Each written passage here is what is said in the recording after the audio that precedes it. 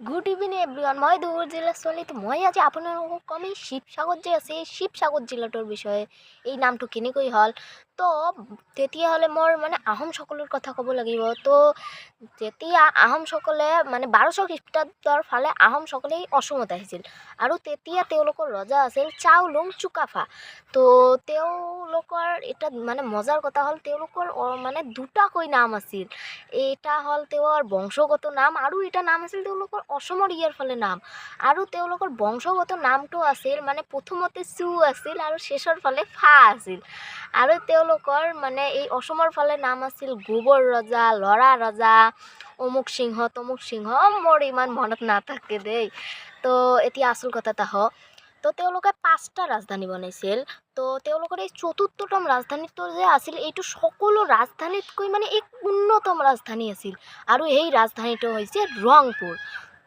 তো তেতিয়া তেওঁলোকে ৰজাবোৰে মানে সিংহবোৰে তো এই ৰাজধানীটো থৈ আন এটা ৰাজধানী বনাইছিল। তো তেওঁলোকে এনেদৰে 5টা ৰাজধানী বনাইছিল।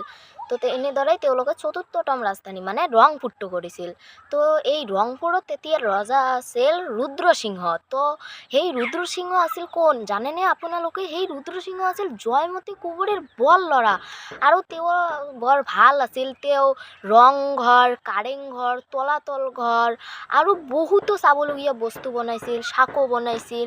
মানে তেওঁ বৰ ভাল আছিল, সেইবাবে তেওঁক মানে আহোমসকলৰ ভিতৰত সকলোতকৈ শ্ৰেষ্ঠ ৰজা বুলি কোৱা হৈছিল। আৰু তেওঁৰ এটা মানে পুত্ৰ সন্তানো আছিল, তেওঁৰ নাম আছিল শিৱসিংহ। তেওঁ যেতিয়া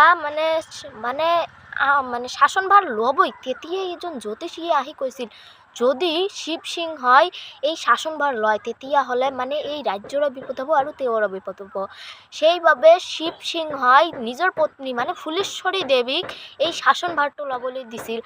আৰু আপোনালোকে জানেনে, এই ফুলেশ্বৰী দেৱী যে আছিল, তেওঁ আছিল আহোমসকলৰ ভিতৰত প্ৰথম মহিলা শাসক।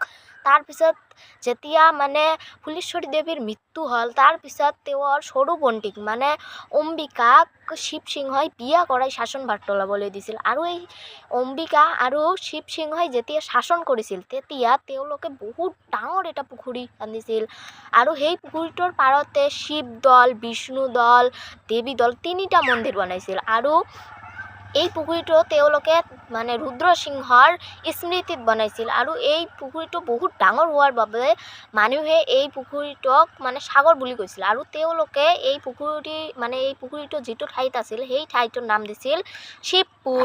আৰু এই শিৱপুৰটো যেতিয়া কালক্ৰমত আহি ব্ৰিটিছসকলৰ মানে সময়ত আহিল, তাৰপিছত